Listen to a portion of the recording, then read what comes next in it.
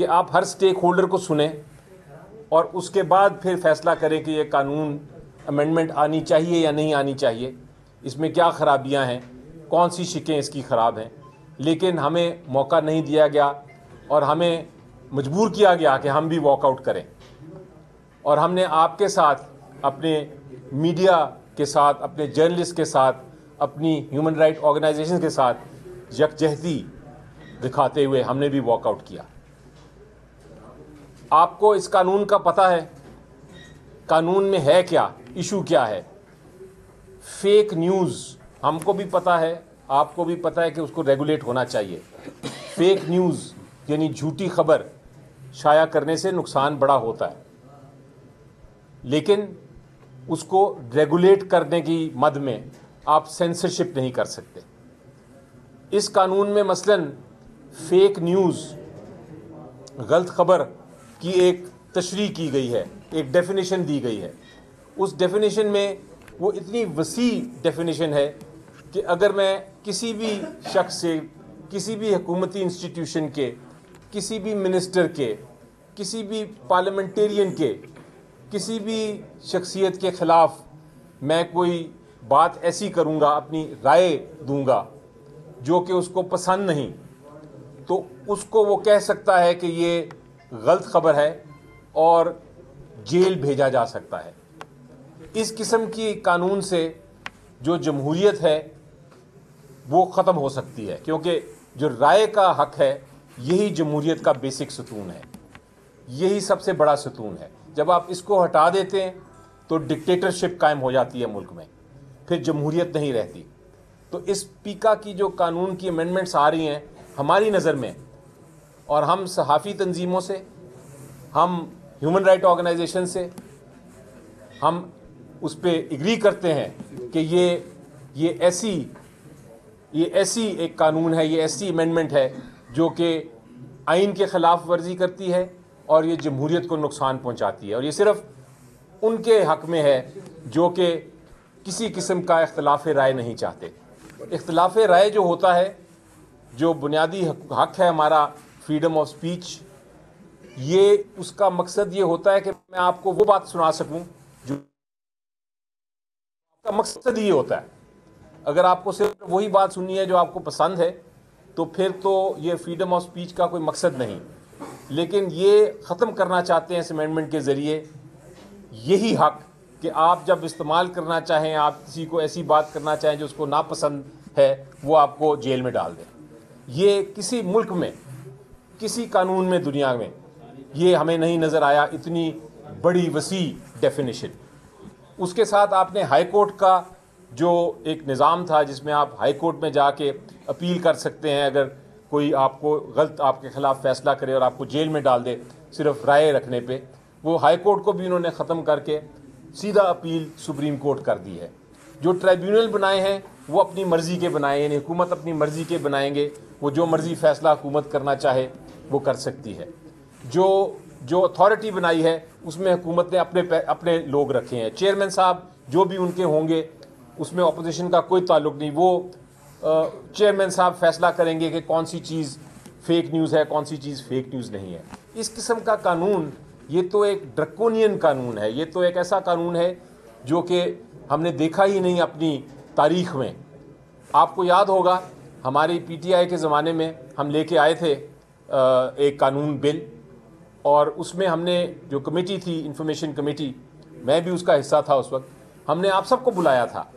4 महीने हम उस पर डिस्कस करते रहे और डिस्कशन के बाद हमने ये फ़ैसला किया कि ये कानून दुरुस्त नहीं है और हमने इस कानून को पास नहीं, उसको बिल को लेके ही नहीं आए पार्लियामेंट में। ये होती है स्टेक होल्डर से बात करने का नतीजा। आपको याद होगा इस पे हाई कोर्ट अतर मिल्ला साहब की एक जजमेंट भी है, उन्होंने भी ये कहा है कि जमहूरियत को अगर नुकसान पहुंचाना है तो आप जो इख्तिलाफ़ राय है उसको ख़त्म कर दें। और ये जो पीका की अमेंडमेंट है, जिस किस्म की अभी अमेंडमेंट आई है, इस किस्म की अमेंडमेंट जो आई थी ऑर्डिनेंस के ज़रिए, उसको हाई कोर्ट ने भी कह दिया था कि ये बिल्कुल गलत अमेंडमेंट है। उसके बावजूद हुकूमत कोशिश कर रही है इस कानून को बुलडोज़ करने की। तो हम आपके साथ खड़े रहेंगे, सिविल सोसाइटी के साथ खड़े रहेंगे, ह्यूमन राइट ऑर्गेनाइजेशन के साथ खड़े रहेंगे, सहाफ़ियों के साथ खड़े रहेंगे।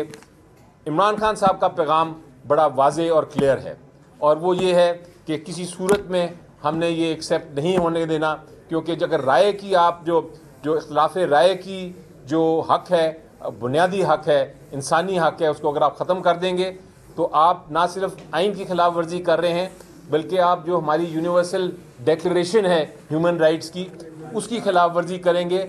और उसका नुकसान कल को अगर EU देखता है या दूसरे ममालिक देखते हैं तो उसका नुकसान हमारी इकॉनमी को भी हो सकता है। ये बड़ी सीरियस बातें हैं जो कि सोचने वाली हैं। ये नहीं हो सकता कि एक दिन में आपने कल शाम को सेनेट में लेके आए, आज सुबह आपने कमेटी को पास कर दिया और कल पेश करने जा रहे हैं ये कानून, और हमें उस पर बात भी नहीं करने दे रहे। आज भी बात करने का मौका नहीं दिया गया, और मुझे यकीन है कि कल भी जब हम कोशिश करेंगे तो हमें ये मौका नहीं दिया जाएगा कि हम उसकी तरमीम दें। मैं सजेस्ट करता हूँ हुकूमत को, डिमांड करता हूँ हुकूमत से और पार्लियामेंट से और डिप्टी चेयरमैन जो भी चेयर कर रहे हैं इस वक्त सेनेट का इजलास, कि आप इसके ऊपर दोबारा एक जॉइंट कमेटी बनाएं जिसमें बराबर की रिप्रेजेंटेशन हो, और उसमें जो स्टेक होल्डर्स हैं जो रिप्रेजेंट कर रही है, मसलन जो यूनियन बनाई है, जो एक्शन ग्रुप बनाया है, उनकी तरफ से सारे स्टेक होल्डर्स आएँ, उसका हिस्सा लें और वो हिस्सा बने, और वो कमेटी जो है वो सजेशन दे इंटीरियर कमेटी को जो सेनेट की है कि वो उसके ऊपर जो तजावीज़ हम देंगे उसके ऊपर अमल दरामद करें। तो ये तरीक़ेकार होता है असल में कानून साजी का, और ये कानून साजी अगर नहीं फॉलो होगी तो हम भी एहतजाज में आपके साथ शामिल रहेंगे और इसको वॉकआउट करेंगे। मैं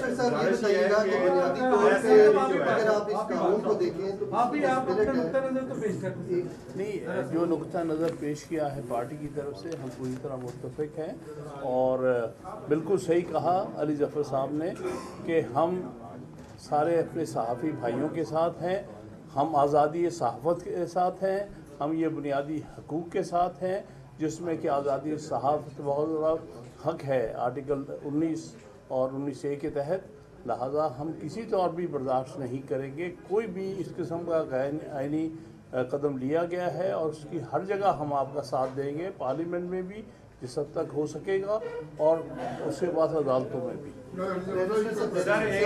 इस कानून के पीछे बुनियादी तौर पे लोग तो बेशक इसको काउंटर करना चाहिए, लेकिन मीडिया को भी पता है, आम लोगों को भी पता है और आपको भी पता है कि ये पार्टी सेंट्रिक कानून है, और इसमें बुनियादी तौर पे पाकिस्तान तहरीक इंसाफ के चाहने वाले सोशल मीडिया एक्टिविस्ट जो सोशल मीडिया के ऊपर वन साइडेड जो प्रोपेगेंडा करते हैं उसको काउंटर करने के लिए किया जा रहा है।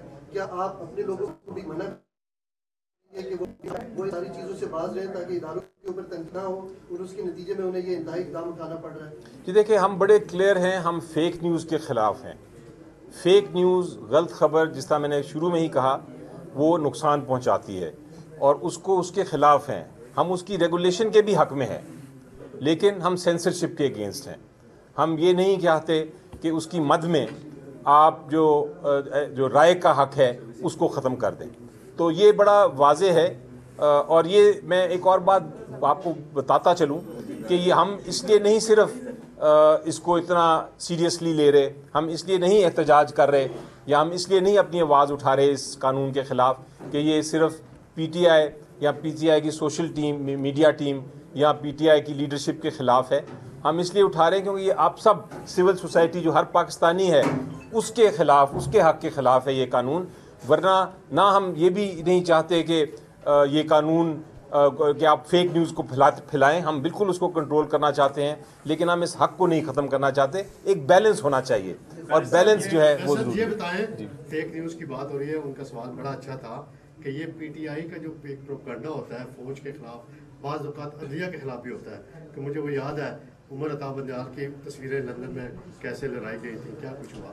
अगर इमरान खान साहब का एक ट्विटर अकाउंट है जो अमेरिका से ऑपरेट किया जाता है, उसको आप बंद करा दें तो ये कानून की भी ज़रूरत नहीं रहेगी, और आपको जो एहतजाज करने की ज़रूरत पड़ती है, मामला तय करने की, वो भी आसानी से हो जाएगी। मेरा ख्याल है कि आप अगर हुकूमत पे तनकीद, पहले से जर्नलिस्ट आप अगर हुकूमत, आपका सवाल ठीक है, आप सवाल हक़ है आपका पूछने का, यही हक़ हम आप चाहते हैं कि ये ना हो कि आप मुझे ये सवाल पूछें और मैं आपको जेल में भेज दूं।